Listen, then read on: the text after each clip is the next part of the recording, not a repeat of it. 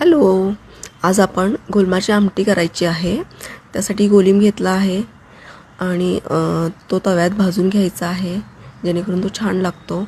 त्यानंतर तो अशा पद्धतीने पाण्यात घालून नितळून घ्यायचा आहे. नितळलेला कोलम घेतलेला आहे. त्यानंतर हे सगळं साहित्य घेतलं आहे. त्यासाठी कांदा छानपैकी भाजून घ्यायचा आहे. त्यानंतर त्याच्यात हळद टाकूयात. हळद भाजून घ्यायची आहे. त्यानंतर टोमॅटो टाकूयात. टोमॅटो पण छान भाजून घ्यायचा आहे. टोमॅटो टाकल्यानंतर चटणी टाकूयात.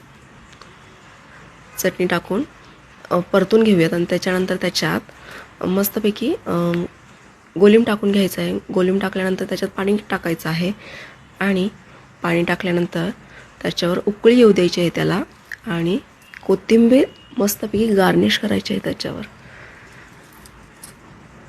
आणि ही अशी आपली डिश तयार होते मस्तपैकी सुंदर. टेस्ट करून बघा, ट्राय करा.